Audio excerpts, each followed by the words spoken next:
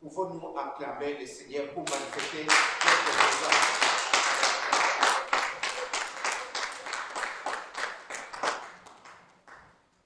Merci mes frères et sœurs pour cette journée spéciale, particulière. Nous avons commencé une série d'enseignements.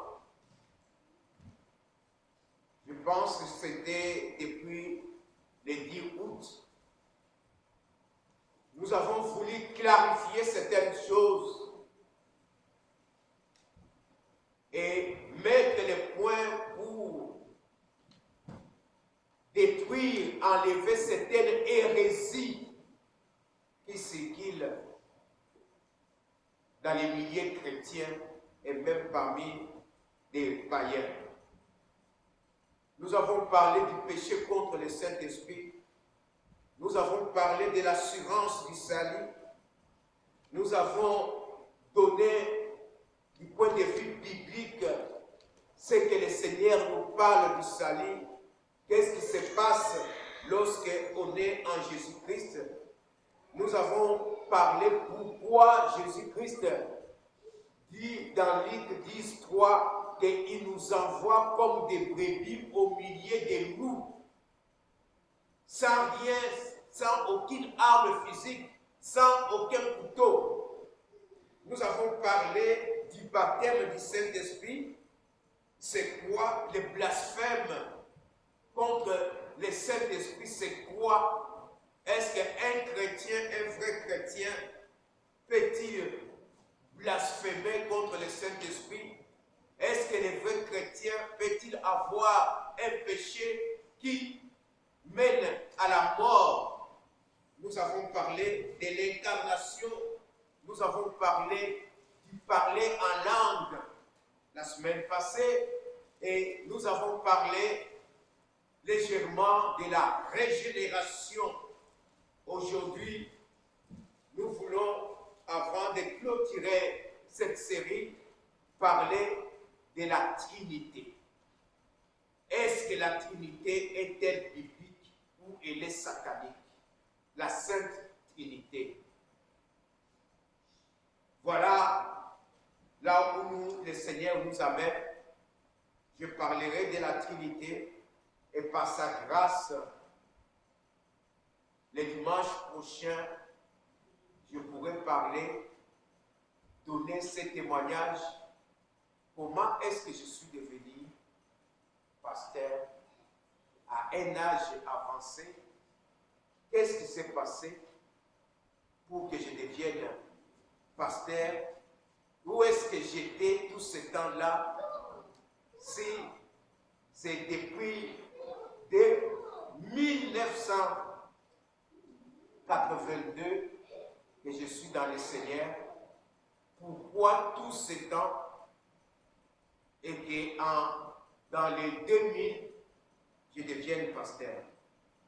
Je voudrais en parler de manière officielle par la grâce de notre Dieu. Cet après-midi, je vais, comme je l'ai dit, la Trinité est-elle biblique ou elle est satanique?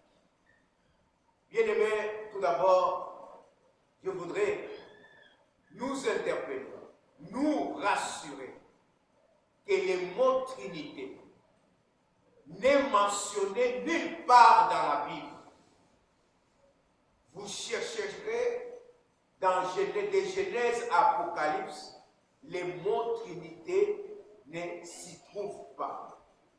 Mais en lisant la parole de Dieu, en parcourant la parole de Dieu, on se rend compte qu'il y a la Trinité, il y a un seul Dieu, et qui s'est manifesté en trois personnes, qui se manifestent en trois personnes distinctes, égales, inséparables. Un seul Dieu en trois personnes égales, distinctes. Nous allons voir cela Je nous invite tout d'abord à lire la parole de Dieu, à nous mettre debout devant cette déclaration de la parole de notre Dieu. Dans Matthieu chapitre 3, versets 16 à 17, mettons-nous debout, nous proclamons la parole de Dieu, la parole incarnée, la parole faite chair, c'est Jésus-Christ. Il est vivant, il est grand. La parole de Dieu nous dit ceci. Il y en a plusieurs, mais je voudrais me référer à celui-ci. Dès que Jésus eut été baptisé, il sortit de l'eau. Et voici, le ciel s'ouvrit. Il vit l'Esprit de Dieu descendre comme une colombe et venir sur lui. Et voici, une voix fit entendre des cieux ces paroles. Celui-ci est mon Fils bien-aimé en qui j'ai mis toute mon affection. Amen. Pouvons-nous nous asseoir, s'il vous plaît. Comme je le disais, en lisant la parole de Dieu, on se rend compte qu'on est en présence de trois personnes qui sont distinctes, de trois personnes divines. Ici, Jésus a été baptisé par Jean-Baptiste. Quand il sortit des eaux, voici les cieux s'ouvrirent. Le ciel s'ouvrit. Et il vit l'Esprit de Dieu descendre sur lui sous la forme d'une colombe. Le ciel s'ouvre. L'Esprit de Dieu, le Saint-Esprit descend sur Jésus-Christ sous forme d'une colombe. Il se pose sur Jésus. Et au moment où le Saint-Esprit se pose sur Jésus-Christ, il y a une voix dans le ciel qui déclare: celui-ci est mon Fils bien-aimé en qui j'ai mis toute mon affection. Nous voyons la présence de trois personnes différentes, distinctes. C'est de là où nous parlons de la Trinité. Et nous allons voir certains passages. Bien-aimés, comme je le disais, il y a trois personnes.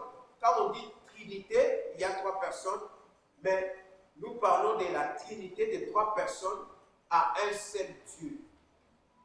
Nous croyons à un seul Dieu. Nous ne sommes pas des polythéistes. Nous ne sommes pas des unitaristes. Ceux qui disent il y a un seul Dieu et il y a le Père, c'est lui, Jésus-Christ, et c'est lui, le Saint-Esprit. Non. Le Père est différent du Saint-Esprit, Jésus-Christ est différent du Père, et Jésus-Christ est différent du Saint-Esprit. Chacun a un rôle particulier et ils sont inséparables. Quel est le rôle du Père? Le Père aime le monde. Il a choisi, il aime le monde et il envoie son Fils dans le monde pour sauver, pour les sauver. Jean 3, 16. Car Dieu a tant aimé le monde qu'il a donné son Fils unique, afin que quiconque croit en lui ne périsse point, mais qu'il ait la vie éternelle. Le Père envoie le Fils. Dans Jean chapitre 17, verset 18, ses disciples dans la prière sacerdotale. Il présente ses disciples à Dieu. Il dit à Dieu, comme tu m'as envoyé dans le monde, je les ai aussi envoyés dans le monde. C'est lorsqu'il a tout accompli et que maintenant il se prépare pour quitter le monde. Il donne cette responsabilité aux disciples. Il leur confie la mission. Il les présente pour que Dieu les soutienne. Comme toi, le Père, tu m'as envoyé dans le monde, j'ai fait le travail, maintenant, ceux-ci qui sont mes disciples, moi aussi je les envoie dans le monde. On voit que le Seigneur s'adresse à quelqu'un d'autre. Il n'est pas lui-même quelqu'un qui monologue, mais il s'adresse à quelqu'un d'autre. Quand on monologue, on se parle à soi-même. Mais Jésus-Christ s'adresse au Père. Quel est le rôle du Fils? Le Fils, c'est celui qui souffre, qui rachète et qui soutient. Je voudrais que nous puissions lire quelques passages. Le premier, c'est dans Ésaïe 53. Je vais voir quelques versets. Ésaïe 53, 1 à 6. Il s'est élevé devant lui comme une faible plante, comme un rejeton qui sort d'une terre desséchée. Il n'avait ni beauté, ni éclat pour attirer nos regards. Je reviendrai sur ce passage un peu plus loin.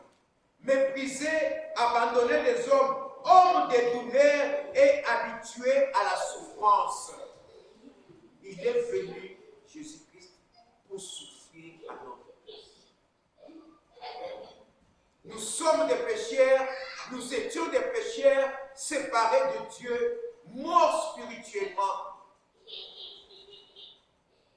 Dieu, comme il est amour, il envoie son Fils, Jésus-Christ, va mourir pour ces personnes, va chercher et les sauver. Et pour les chercher et les sauver, il y aura de la résistance. D'ailleurs, cette résistance existe encore jusqu'à présent. Il y a beaucoup de ceux-là qui rejettent le Seigneur Jésus-Christ. En commençant par Israël. Ceux-là qui disent qu'il n'est pas le Messie. Ceux-là qui disent que non, il n'est pas venu pour accomplir cette mission. Et d'autres prétendent même que non, il est parti, il est mort avant son temps parce qu'il s'est disputé Marie-Madeleine avec Judas, et voilà pourquoi Judas l'a trahi. Mais Jésus-Christ, le Fils de Dieu, en acceptant de venir dans ce monde, il savait qu'il allait souffrir. Il allait passer des temps difficiles. Mais il devait accomplir ni sa propre volonté, mais la volonté du Père Céleste. Dans Marc chapitre 10, verset 45, Jésus-Christ n'est pas venu pour servir. Non, il n'est pas venu pour être servi, mais pour servir. Et c'est pour cela qu'il nous a rachetés en payant la rançon. La rançon, il devait verser son sang pour nous racheter. Adam et Ève ont péché. Ils sont privés de la gloire de Dieu. Ils sont chassés de la présence de Dieu. Il fallait que quelqu'un puisse venir satisfaire la colère, apaiser la colère de Dieu, satisfaire la justice de Dieu. Et c'est Jésus-Christ qui a accepté ce rôle.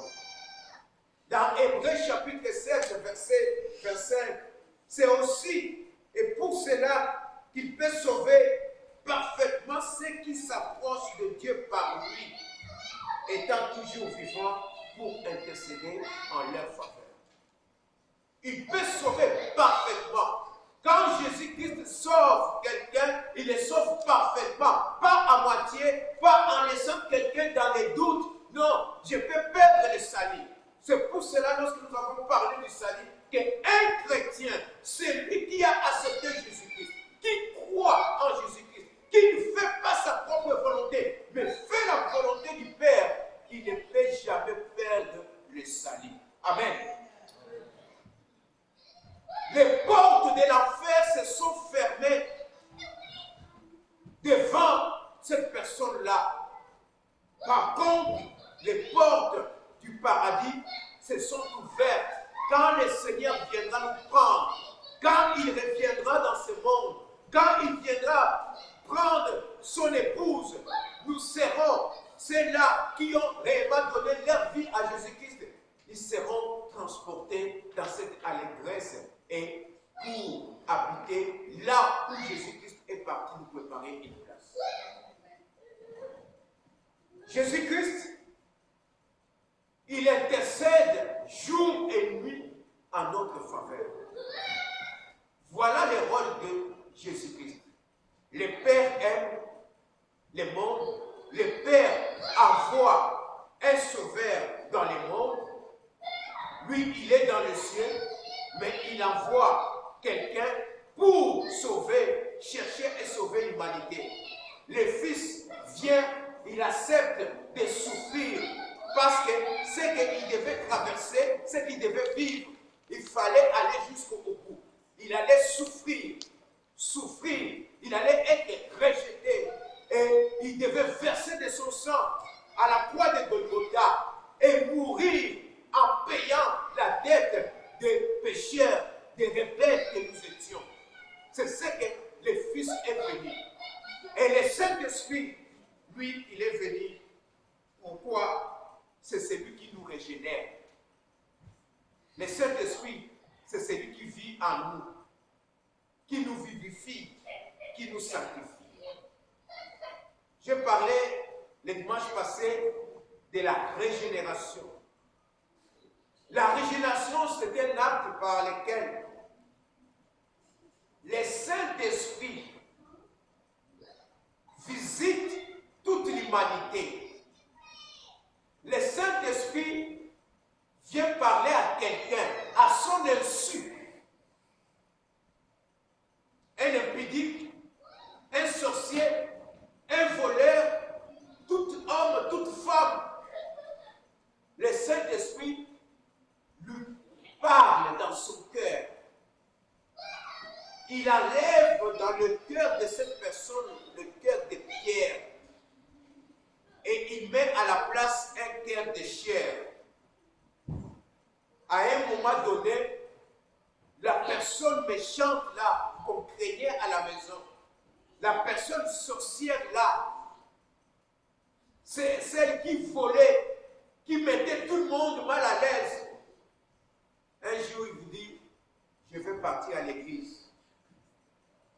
Un jour, vous supprenez ce quelqu'un-là en train de lire la Bible. C'est comme un rêve. Et un jour, vous voyez cette personne-là, ce qu'il faisait auparavant, il ne le fait plus. Qu'est-ce qui se passe? Et finalement, il donne sa vie à Jésus-Christ, il dit, je vais me faire baptiser. C'est le travail du Saint-Esprit. Il y a la régénération. Il ne peut pas y avoir repentance ni conversion dans la vie de quelqu'un s'il n'y a pas un travail de régénération de la part du Saint-Esprit. C'est le Saint-Esprit qui fait ce travail-là. Et il vivifie notre corps. Il y a des expériences qui ont été faites. Quelqu'un malade, mais lorsqu'il priait à voix faible, on dit qu'il va mourir bientôt. Mais quand il prie, le manomètre allait jusqu'au maximum. C'est qu'il y a une puissance qui est dégagée lorsque quelqu'un prie. La parole de Dieu nous dit dans 1 Corinthiens, chapitre 3, verset 16. Ne savez-vous pas que vous êtes les temples de Dieu et que l'Esprit de Dieu habite en vous? Ne savez-vous pas que vous êtes les temples de Dieu? et que l'Esprit de Dieu habite en vous. Mes frères et sœurs, lorsque le Saint-Esprit vient, lorsqu'on reçoit Jésus-Christ dans sa vie comme son Sauveur et Seigneur, le Saint-Esprit vient habiter dans la personne et il est scellé du Saint-Esprit. C'est comme un sceau. Donald Trump peut prendre des décrets. On peut les écrire. Ce n'est pas officiel. Mais lorsque on appose sur ce papier-là les sceaux des États-Unis, ça devient officiel. Cette lettre-là est scellée. Et nous sommes scellés du Saint-Esprit pour l'éternité. Voilà pourquoi, la première semaine, nous avons dit, c'est lui qui a Jésus-Christ, qui est sauvé, il a la vie éternelle et il ne perdra jamais sa vie. À moins qu'il ait tourné dans des aventures et qu'il dise, je suis chrétien, mais du fond de son cœur, il ne l'est pas. Mais nous parlons du vrai chrétien qui a cru, qui a donné sa vie à Jésus-Christ. Cette personne-là a les sceaux du Saint-Esprit. Et on peut trouver ça dans Éphésiens chapitre 1, verset 13. Éphésiens 1, chapitre verset 13, la parole de Dieu nous dit, en lui vous aussi, après avoir entendu la parole de la vérité, l'évangile de votre salut, en lui vous avez cru et vous avez été scellés du Saint-Esprit qui avait été promis. Nous sommes scellés du Saint-Esprit. Voilà les rôles du Saint-Esprit. Les trois personnes dont nous parlons, les Pères, les Fils et les Saint-Esprit. Qu'est-ce qui se passe? Pourquoi le Saint-Esprit, par lui, il fait de nos corps les temples de Dieu, la maison de Dieu? Mes frères et sœurs, je voudrais nous interpeller afin que nous comprenions ce dont je vous parle. Nous devons saisir ça du point de vue spirituel, par la foi. La parole de Dieu nous dit que Dieu, le Créateur, il est tellement grand que l'univers entier ne peut contenir Dieu. L'univers ne peut contenir Dieu. Et lorsque Salomon faisait la dédicace du temple qu'il avait construit à l'honneur de Dieu, dans 1 Roi 8, verset 7, Dieu, il est tellement grand, il est au-dessus, son immensité dépasse le ciel des cieux. 1 Roi 8, verset 27.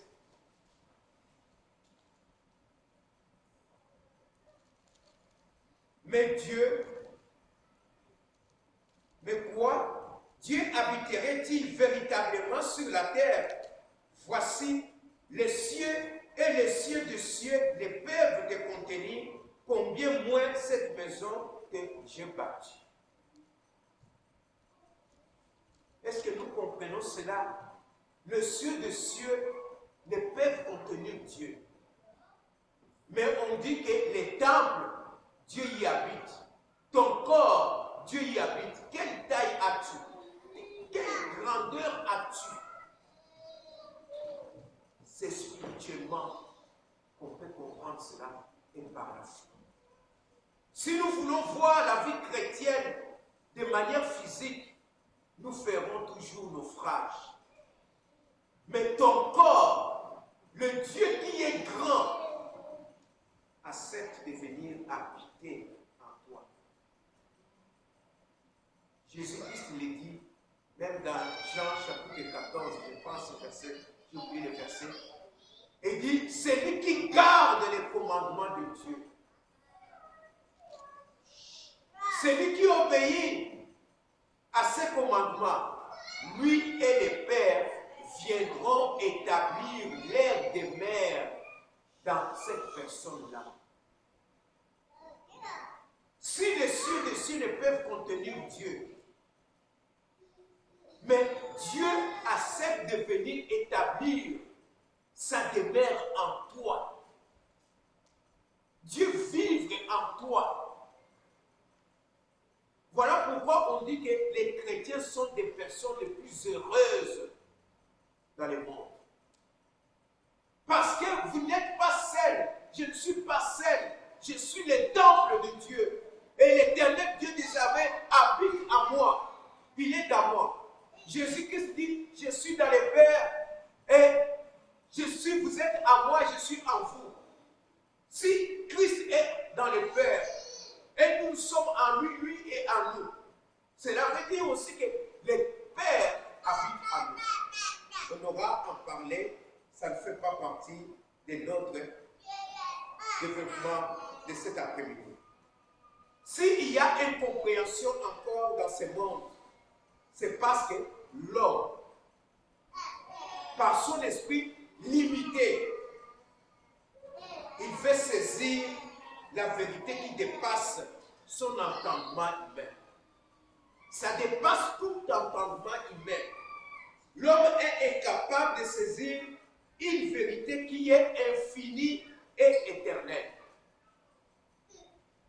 Comment l'éternel Dieu des armées, qui dépasse l'univers par son immensité, peut habiter dans l'homme. Mais la parole de Dieu nous dit qu'il habite en nous.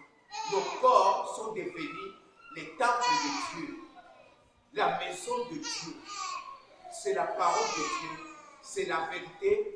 Nous devons accepter cela que par la foi. Cela ne vient pas d'un homme. Voilà pourquoi la parole de Dieu nous recommande de marcher par la foi et non par la vie. La vie chrétienne, c'est une vie de foi. La naissance de l'homme jusqu'à son achèvement, jusqu'à sa mort, ça dépend de Dieu. C'est Dieu qui est au contrôle.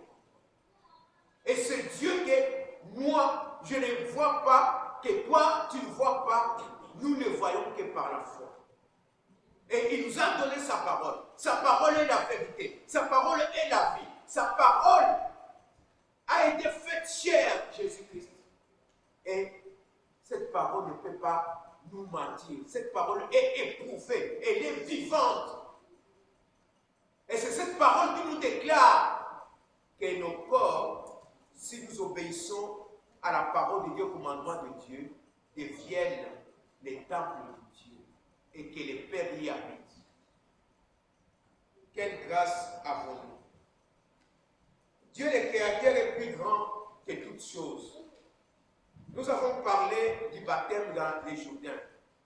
Est-ce que la Trinité est-elle biblique ou pas? Même si le mot Trinité ne se trouve pas dans la Bible. Est-ce qu'il y a trois personnes différentes? Le Père, le Fils et le Saint-Esprit? Est-ce le Père, il est le même? Le Fils, il est le même, le Saint-Esprit? Non. Nous voyons la démarcation déjà dans leur intervention dans la vie de l'homme, dans l'intervention dans ce monde. Le Père qui aime, le Fils qui vient et le Saint-Esprit qui vient envoyé par le Père sur demande de Jésus-Christ. Je pense que nous allons y arriver à ce niveau-là. Le Père, nous avons vu les trois personnes les jours du baptême de Jésus-Christ. Et dans Matthieu 28, 19, lorsque le Seigneur Jésus-Christ fait partir, il confie cette mission. Il dit aux disciples, baptisez au nom du Père, du Fils et du Saint-Esprit. C'est la déclaration de Jésus-Christ. C'est l'ordre que Jésus-Christ confie aux disciples. Moi je pars, mais parlez, allez gagner, évangéliser le monde et baptiser ceux qui vont croire. Baptisez-les au nom du Père, du Fils et du Saint-Esprit. Nous voilà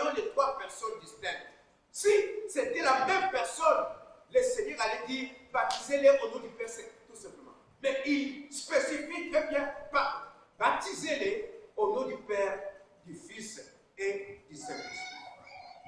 Même le jour de la naissance de notre Seigneur Jésus-Christ, lorsque Marie a reçu l'appel, dans Luc chapitre 1, je commence au verset 34 et verset 35. Marie dit à l'ange, comment cela se ferait-il, puisque je ne connais point d'homme? L'ange lui répondit, le Saint-Esprit viendra sur toi, une personne, et la puissance du Très-Haut, deuxième personne, te couvrira de son nom.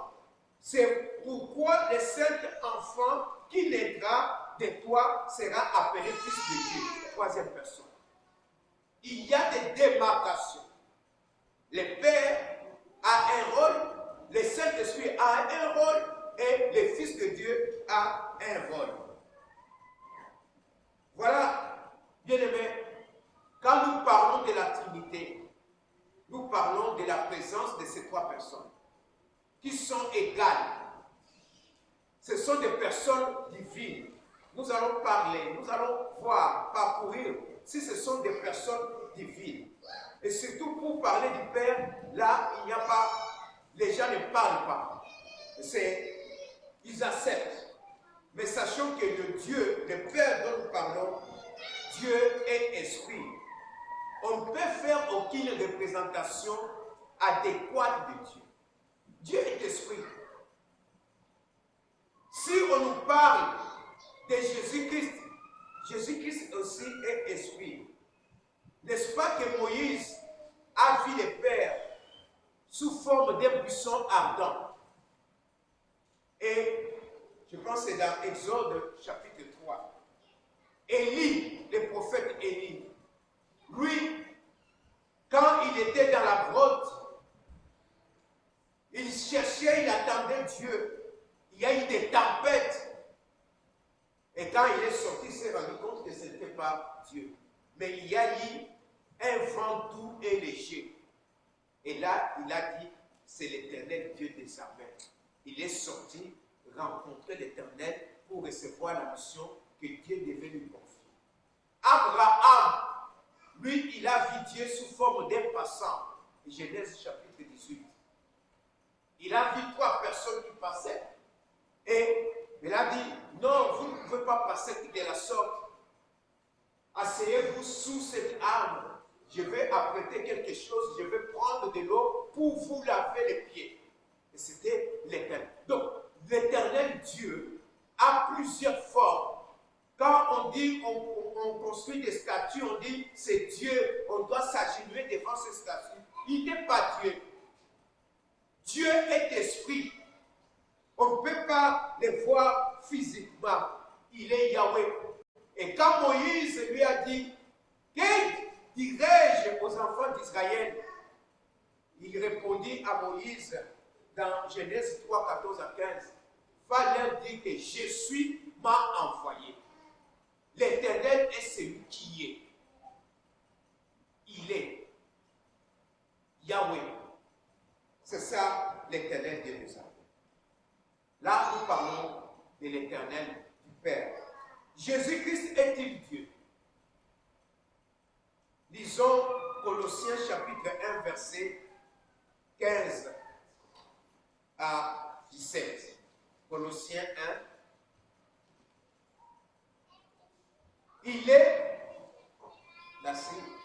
est l'image du Dieu invisible, le premier-né de toute la création, car en lui ont été créées toutes les choses qui sont dans le ciel et sur la terre, les visibles et invisibles, trône, dignité, domination, autorité. Tout a été créé par lui et pour lui.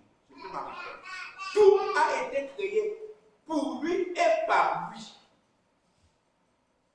Il participe à la création. Il nous a créés. Tout a été créé par lui et pour lui. Jésus-Christ est une personne divine. Quand on dit il est le Fils de Dieu, il a la nature de Dieu. Jésus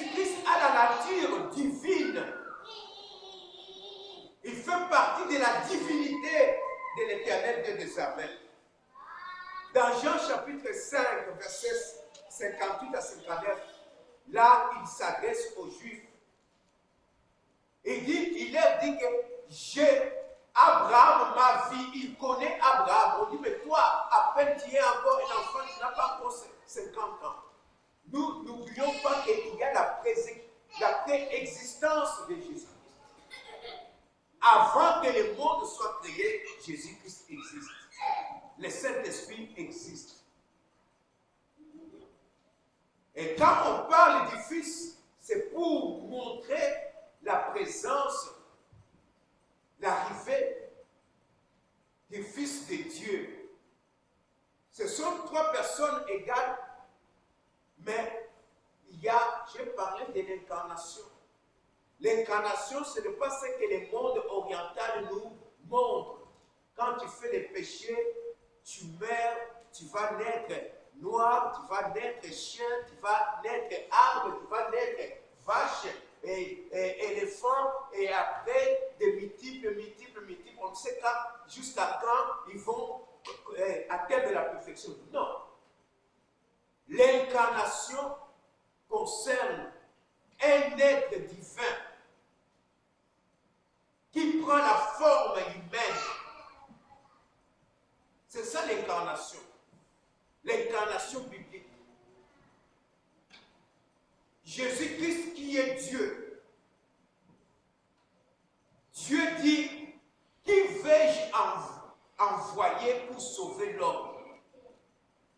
Et Jésus-Christ, dans toute sa gloire, il dit, moi je veux partir sauver l'humanité. Et s'établit à ce moment-là une relation de père en fils. Quand on dit, non, comment il est fils? Quelle est la femme de Dieu? C'est l'incarnation. Jésus-Christ, Dieu, accepte de porter, de se revêtir, de se dépouiller de sa gloire et de devenir homme et venir habiter parmi les hommes. Et lorsqu'il s'est dépouillé, il s'est dépouillé de sa gloire, mais il ne s'est pas dépouillé de sa divinité en tant que Dieu. Il est Dieu, mais il s'est dépouillé de sa gloire. Voilà pourquoi il y a des moments, comme il est venu pour accomplir la volonté du Père, il faisait que ce qui est pour la gloire du Père. Il y a des moments où Jésus-Christ, quand il parle, on le chasse, il accepte, il quitte. Il demande qu'on puisse lui donner une place pour célébrer la Pâque. On lui refuse. Jean et Jacques se fâchent. Et ils se fâchent, ils disent, est-ce qu'on peut demander le feu descendre dans cette ville pour détruire cette ville? Est-ce qu'ils ne savent pas que cette demande vient de Jésus? Mais Jésus-Christ n'a pas voulu utiliser sa divinité pour invoquer le feu sur cette ville-là, sur cette municipalité. Lorsqu'il rencontre la veuve de Naïn avec les défunts qu'on allait enterrer, là, il y a la puissance de la divinité de Jésus-Christ qui se manifeste. Parce qu'il est la vie et il a touché les cercueils et l'enfant est revenu à la vie. Il y a des moments où Jésus-Christ, lui qui donne l'abondance, qui multiplie les pains, qui multiplie les poissons, à un moment donné, on dit que Jésus-Christ eut faim. Jésus-Christ s'endormit dans la pirogue. Là, c'est l'humanité de Jésus-Christ. Il s'est dépouillé de sa gloire. Mais à la fin, nous verrons dans Éphésiens, dans Philippiens chapitre 2, 5 à 6, il demande maintenant qu'il soit revêtu de toute la gloire qu'il avait avant que le monde existe, avant qu'il descende, qu'il s'incarne pour devenir homme, 100% homme, 100% Dieu. Il est Dieu, Jésus-Christ. Il y a beaucoup de passages qui le déclarent. Dans Hébreux chapitre 1, verset 8 à 9, il y a des passages qui démontrent que Jésus-Christ est Dieu et qu'il n'est pas seulement Fils, mais il est aussi Dieu et il est une personne divine. Et nous devons nous réjouir parce que le Seigneur, la parole de Dieu nous dit dans Hébreux 1, verset 8, mais il dit au Fils, ton trône, ô Dieu, est éternel. Le sceptre de ton règne est un sceptre d'équité. Tu as aimé la justice, tu as haï l'iniquité. C'est pourquoi, ô Dieu, ton Dieu t'a oint d'une huile de joie au-dessus de tous tes époux.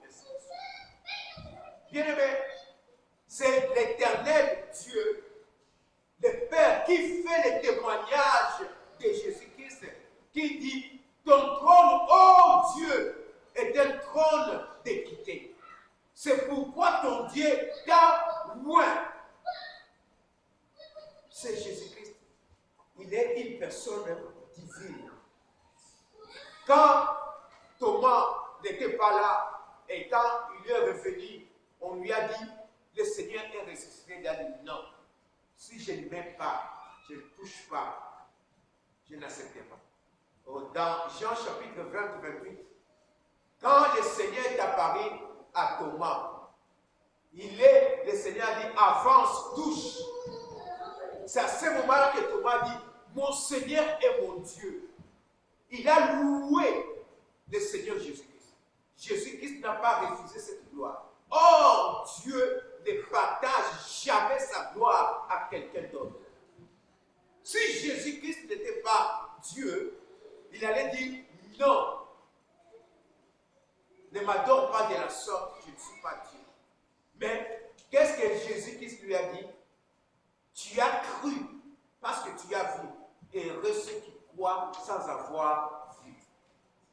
Le Seigneur Jésus-Christ est Dieu. Il est grand.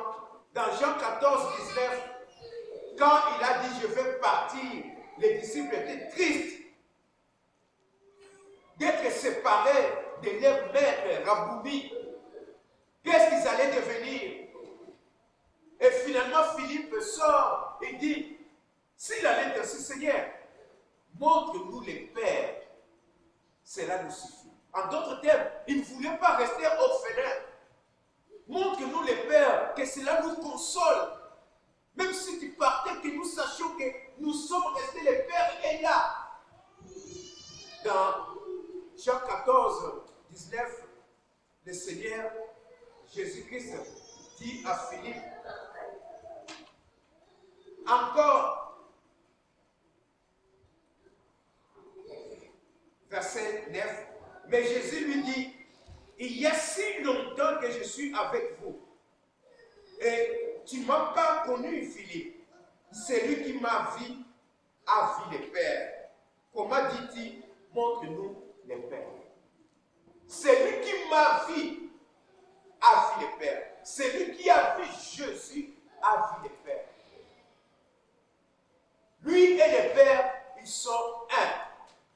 Il y a la divinité de Jésus. Quand nous parlons de la Trinité, ce sont trois personnes divines. Les pères, les fils. Il y a beaucoup de passages. Dans Apocalypse 1, 4, on nous dit, c'est lui qui est, qui était et qui vient.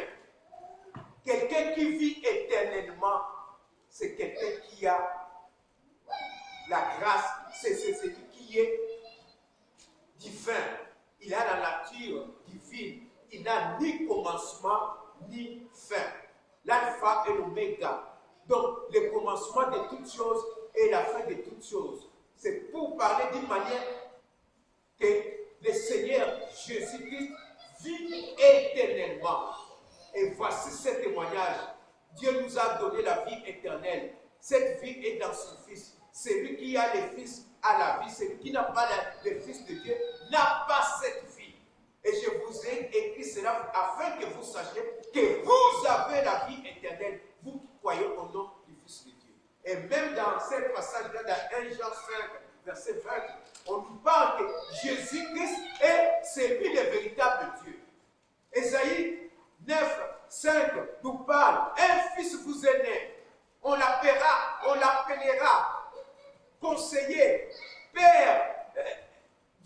tout-puissant, ainsi de suite. Il y a beaucoup d'attributs dont on nous parle dans ces passages. Et ces attributs reviennent à Jésus-Christ. Il est Dieu. Il est une personne divine. Et lorsque nous regardons aussi combien dans la Bible le Seigneur parle de je suis, va dire, il dit, le Père dit à Moïse, va leur dire, Jésus m'a envoyé. Et Jésus-Christ aussi dit aux Juifs, je suis la lumière, je suis le chemin, je suis le cercle, je suis la vérité, je suis le pain. Donc, il s'identifie à l'Éternel, Dieu des armées, le Père. Il est une personne divine. Mes frères et sœurs, toute naissance naturelle ne peut pas conduire quelqu'un à devenir enfant. Nous devons naître de nouveau. C'est par la naissance spirituelle que nous devenons enfants de Dieu, que nous pouvons comprendre les vérités spirituelles telles que la parole de Dieu nous le dit maintenant. Ma prière est que nous puissions, que Dieu nous donne l'intelligence, la connaissance et sa révélation pour comprendre ces vérités et comprendre ce mystère qui est si grand et si vivant.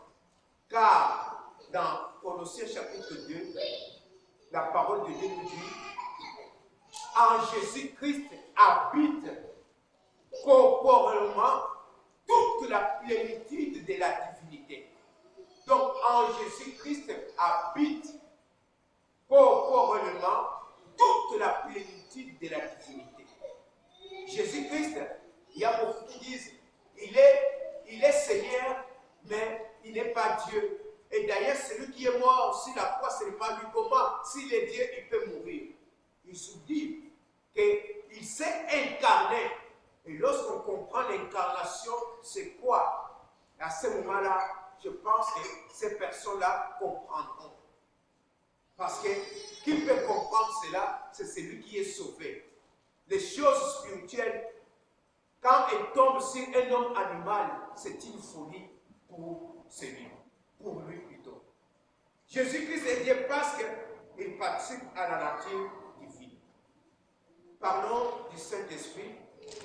Le Saint-Esprit est-il Dieu? Certaines sectes, les témoins de Jéhovah, les Mormons, même les pentecôtistes, unitaristes, pour eux, le Saint-Esprit est tout simplement une force. Il se base sur Acte 1, 8. Et vous recevrez une puissance souveraine sur vous, ainsi de suite. Le Saint-Esprit n'est pas une force, le Saint-Esprit est une personne. Je vais aller vite dans la besogne. Le Saint-Esprit est une personne. Il accomplit la volonté du Père exprimée par le Fils.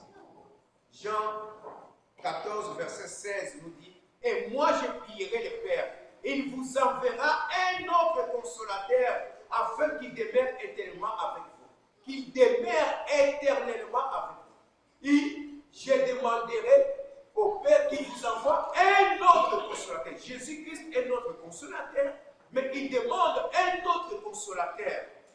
Un consolateur, c'est celui qui console. Lorsqu'on est dans la tristesse, quelqu'un qui vient te tapoter sur l'épaule, sur le dos, pour te dire, prends courage, ainsi de suite. Et une force ne peut pas faire cela. Si ce n'est qu'une personne. Et le Saint-Esprit, lorsque le Seigneur dit, je vous enverrai un autre consolateur, le Saint-Esprit, au même pied d'égalité avec Jésus-Christ. Il y a des passages, des temps. Le Saint-Esprit enseigne, Jean chapitre 14, verset 26. Il vous enseignera. Mais le consolateur, le Saint-Esprit que le Père enverra à mon nom, vous enseignera toutes ces choses et vous rappellera tout ce que je vous ai dit. Est-ce qu'une force peut enseigner? Il n'y a qu'une personne qui peut enseigner. Le Saint-Esprit n'est pas une force, mais il est une personne parce qu'il console, il parle et c'est lui qui distribue les dons spirituels. Ce n'est pas Jésus-Christ qui distribue les dons spirituels. de parler en langue, les dons de guérison, de prophétie. C'est le Saint-Esprit qui distribue cela. 1 Corinthiens chapitre 2, versets 5 et 11. Il y a différents dons, mais il y a un seul esprit qui les distribue, qui les donne. À chacun, il peut donner les dons de vision, les dons de prophétie, les dons de guérison. C'est ça le rôle du Saint-Esprit. Or, une force ne peut pas distribuer ces différents dons. Et quand on demande, Seigneur, je veux être équipé pour ça, c'est le Saint-Esprit qui répond aux besoins et qui nous donne. Et dans Jean chapitre 16, verset 13, l'Esprit de vérité vous conduira dans la vérité. Comment une force peut nous conduire dans la vérité? Le Saint-Esprit est une personne, mes frères et sœurs. Il est une personne de la divinité. Et nous avons lu le passage 1 Corinthiens chapitre 3, verset 16.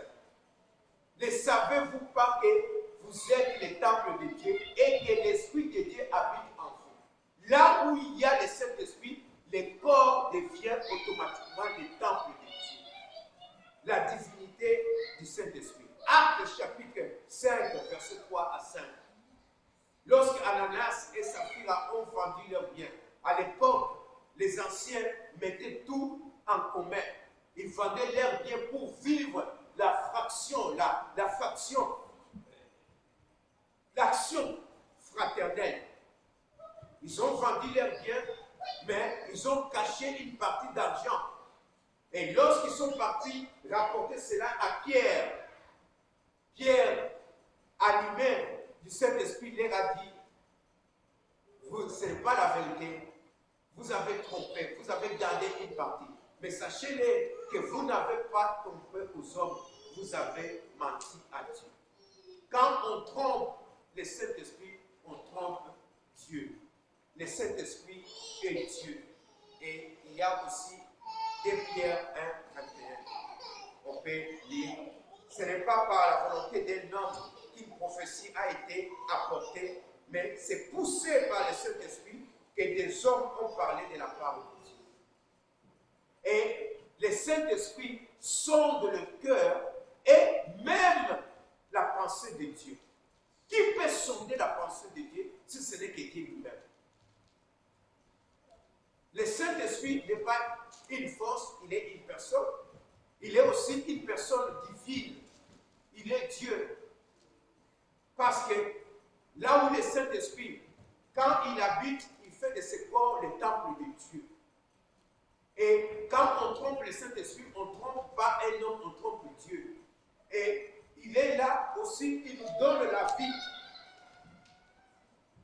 Quand dans Genèse chapitre 1, verset 2, au commencement de la création, on dit l'Esprit de Dieu, l'Esprit éternel, s'est mouvé sur la surface des eaux. Donc le Saint-Esprit n'est pas venu parce que Jésus-Christ, mais le Saint-Esprit est là. Mais il ne vivait pas d'une manière permanente dans les hommes. Il pouvait utiliser Moïse, il pouvait utiliser Ésaïe, et il prépare, il continue. Mais maintenant, avec Jésus-Christ, quand il leur a dit, il vaut mieux que je m'en aille. Si je ne m'en vais pas, les consolateurs, le Saint-Esprit ne viendra pas. Donc le Saint-Esprit est venu maintenant vivre en nous d'une manière permanente. Il vit avec toi d'une manière éternelle. Et c'est cet héritage, cette garantie que nous avons la vie éternelle, que nous n'irons jamais en enfer. Nous irons dans le paradis, nous irons au paradis. Si nous avons réellement reçu Jésus-Christ comme sauveur et Seigneur personnel. Si nous faisons la volonté du Père, le Saint-Esprit. Et il est le gage, il est la garantie de notre nouvelle vie. Il y a beaucoup de passages qui démontrent qu'il est Dieu. Il n'est pas une force, il n'est pas seulement une personne, mais il est aussi Dieu. Il est aussi Dieu, il est une personne divine. Mais si le même, bien aimé, le mot Trinité n'est pas mentionné dans la Bible, La Bible elle-même, par la révélation de Dieu, nous révèle l'existence de la Trinité. Quiconque met en doute l'existence de la Sainte Trinité n'a pas encore connu la nouvelle naissance. Nous lisons dans 1 Corinthiens chapitre 2, verset 13, je pense que c'est par là que nous allons citer. 1 Corinthiens chapitre 2, verset 13 à 14.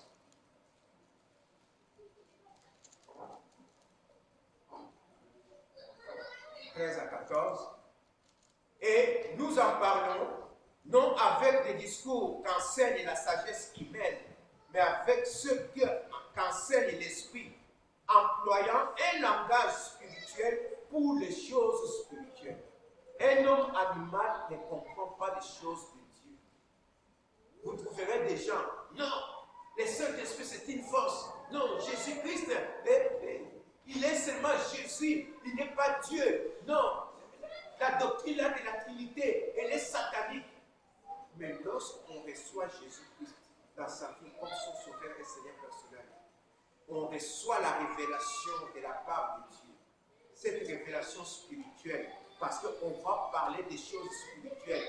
Les choses spirituelles se reçoivent que par la foi. On ne les reçoit que par la foi, d'une manière spirituelle. C'est lui qui est spirituel. Mais lorsqu'on est un homme animal, on passe du temps dans les discussions. Moi, j'ai lu la Bible, je connais la Bible. Toi, tu viens à peine de commencer, ainsi de suite. Mon frère et sœur, quand tu te retrouves devant de telles discussions, inutiles, ce sont des discussions que Paul a qualifiées de stériles et de vides.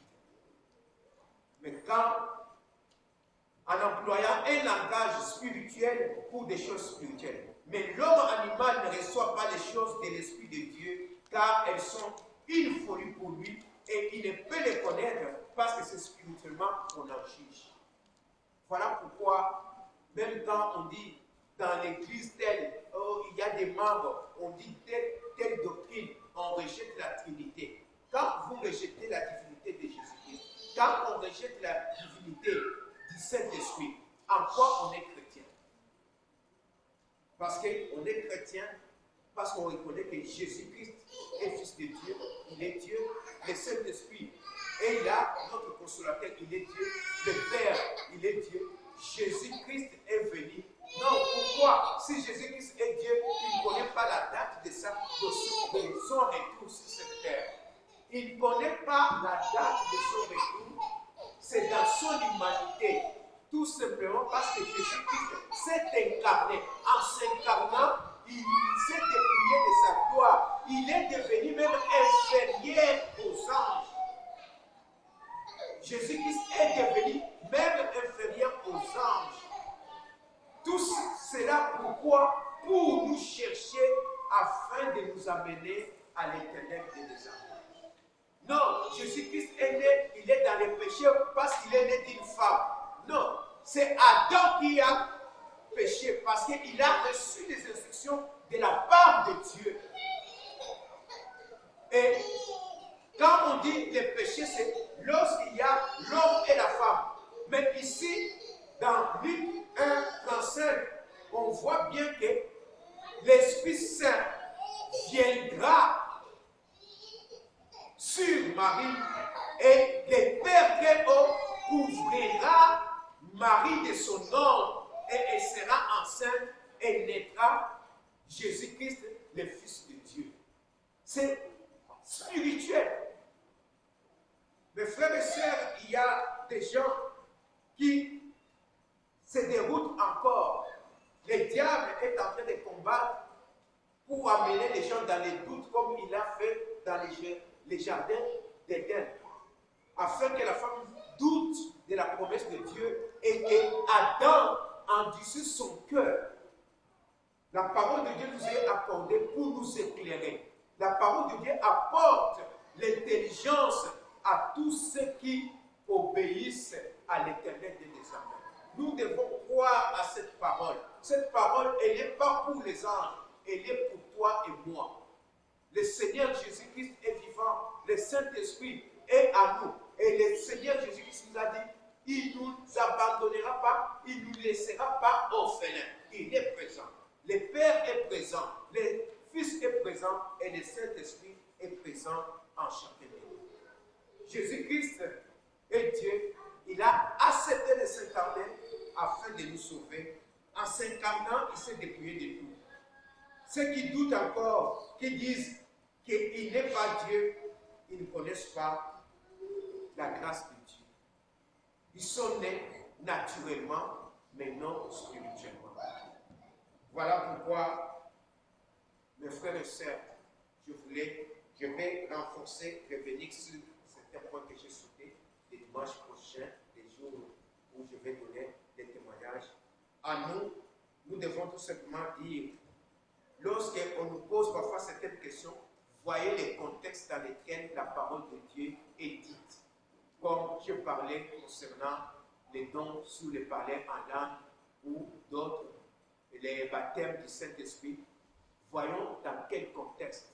Lisons. N'ayons pas seulement une seule Bible. Si vous avez la possibilité, vous avez Second.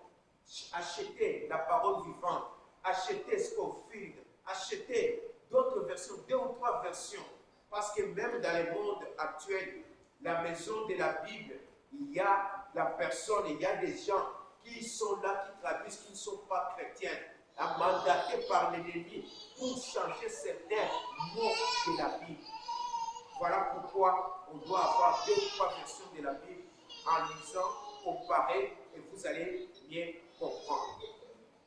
Que l'Éternel, Dieu des armées, bénisse sa parole. Amen.